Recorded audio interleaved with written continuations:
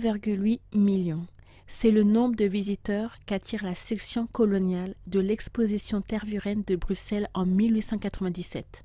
En raison de son aspect spectaculaire et de la participation de 27 pays, l'exposition universelle et internationale de Bruxelles de 1897 rencontre un immense succès et annonce le véritable coup d'envoi des manifestations.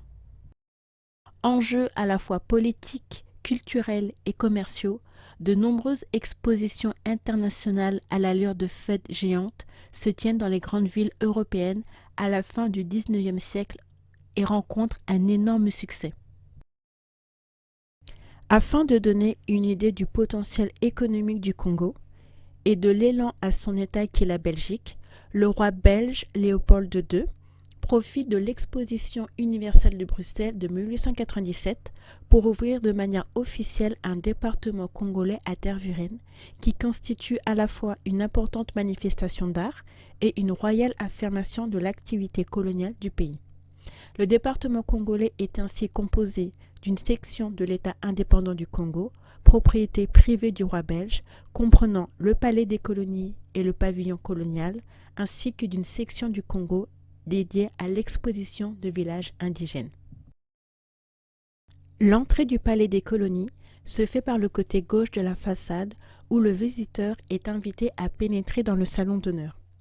Conçu comme une introduction à l'exposition congolaise, le salon d'honneur sert également à la tenue de réception officielle. 8 grandes tapisseries de l'artiste brodeuse belge Hélène de Ruder décorent le salon d'honneur du palais des colonies. Les motifs retenus montrent les bienfaits de la colonisation par un jeu d'opposition. Civilisation et barbarie, famille et polygamie, christianisme et fétichisme, liberté et esclavage.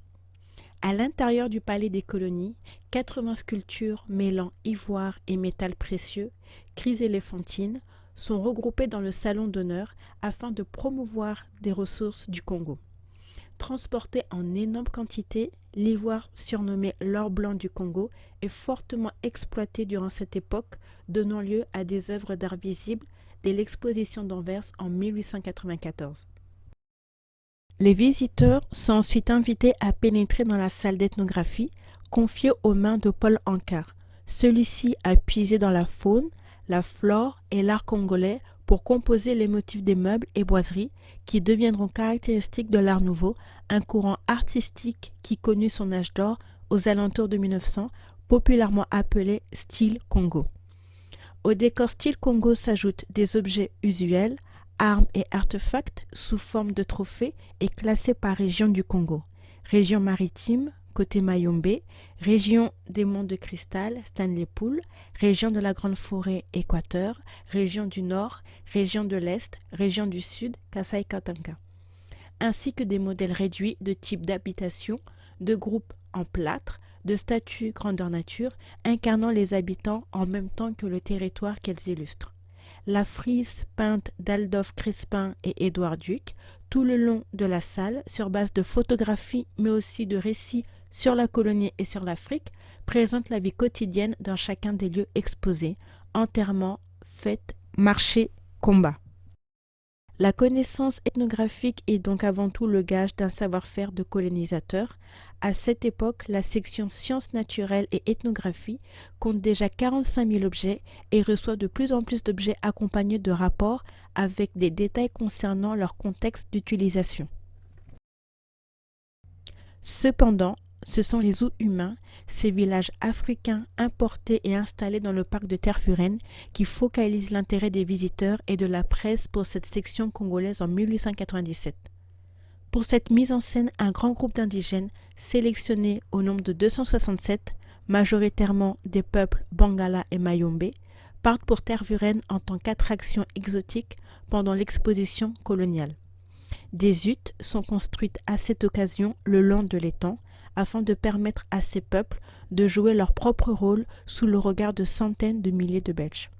7 des Congolais exhibés dans le parc perdent la vie, morts de maladie. Les responsables de cette exposition coloniale se voient confrontés à des critiques allant jusqu'aux reproches d'inhumanité et de barbarie. Et pourtant, le roi Léopold II interprète sa supériorité comme une mission, celle d'apporter civilisation et bien-être au peuple indigène. Explosion économique, gloire impériale et fierté nationale, un grand chantier d'embellissement de la Belgique est entrepris avec les revenus du Congo. L'histoire des collections du musée de Tervuren est associée à l'histoire coloniale belge en Afrique centrale et à celle du roi Léopold II. Elle commence en 1876 à travers la conférence de géographie de Bruxelles consacrée à l'Afrique avec pour but l'apport de la civilisation et la fin de l'abolition de l'esclavage. La conférence s'achève par la création d'une association internationale pour l'exploration et la civilisation de l'Afrique centrale, appelée aussi Association internationale africaine. En 1878, Léopold II poursuit son œuvre avec la création de l'association Un comité d'études du Haut-Congo. Cette association permet au journaliste Henry Morton Stanley d'explorer l'immense territoire qu'est le Congo pour le compte du roi belge et d'en prévoir les premières frontières. Des officiers en poste au Congo envoient en Belgique les premières collections zoologiques et ethnographiques conservées au musée Histoire naturelle de Bruxelles.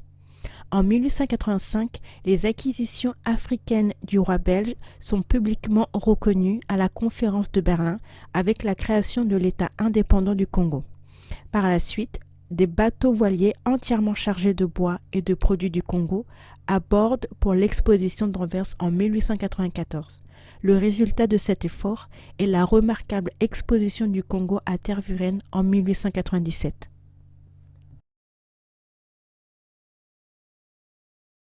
Après l'exposition de 1897 et quelques réaménagements, le Palais des colonies devient le musée permanent du Congo.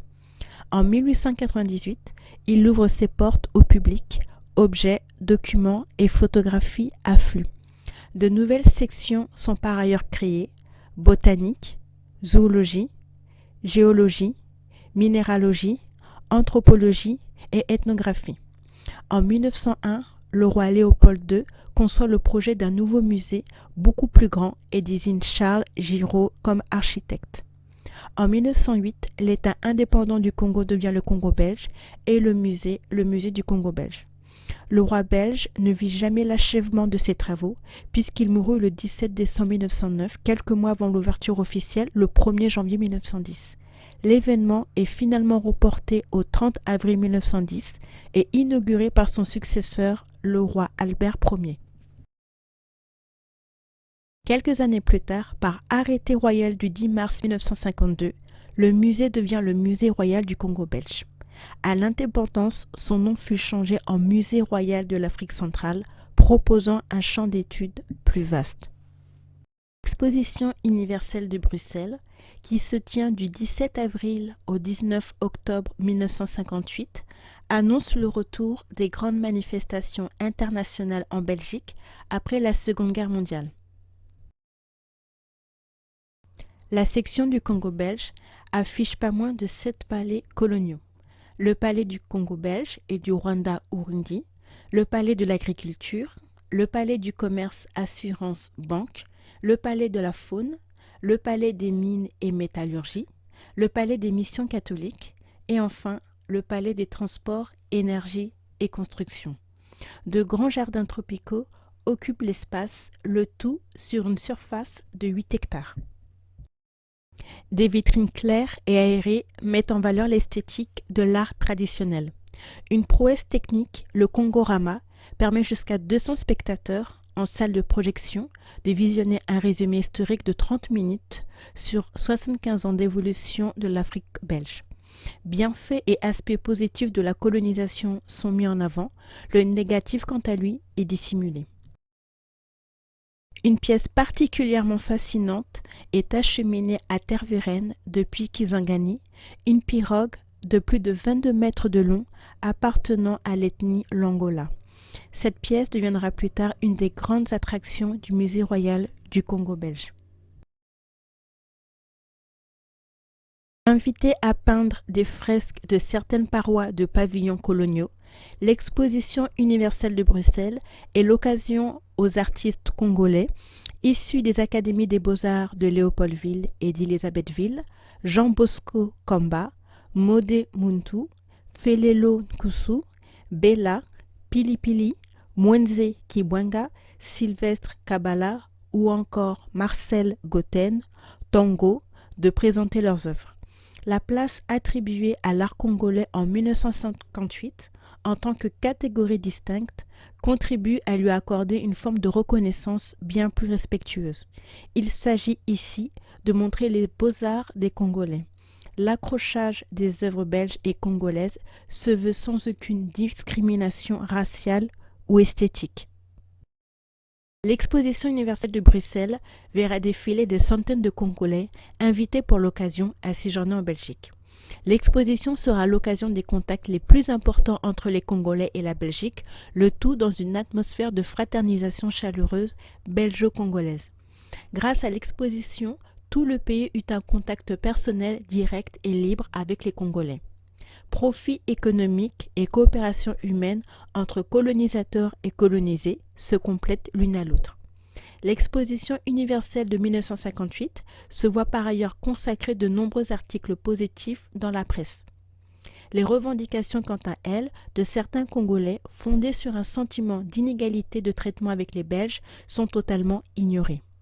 Alors que la présence des Africains dans les pavillons répond au désir de montrer différentes facettes de leur mode de vie moderne au Congo et au Rwanda-Urundi, le village des artisans, le zoo humain ou le village nègre, appelé à cette époque, est entouré comme en 1897 d'une grille destinée à empêcher les visiteurs de s'approcher et écartant toute forme de communication avec le public, fait l'objet de jets fréquents de bananes et d'injures, donnant lieu à une mobilisation des Congolais, à la fermeture de la représentation et au départ des artisans. L'exposition, elle aussi, fait une victime, Juste Bonaventure Langa, un nourrisson congolais âgé de 8 mois. Enterré dans le cimetière de Tervuren, la cause de son décès est inconnue. Parallèlement, un journaliste stagiaire venu à l'occasion de l'exposition universelle de 1958, discutant avec les Européens, se distingue. Malgré qu'il ne fasse pas d'apparition remarquée, son nom, Joseph Désiré Mobutu.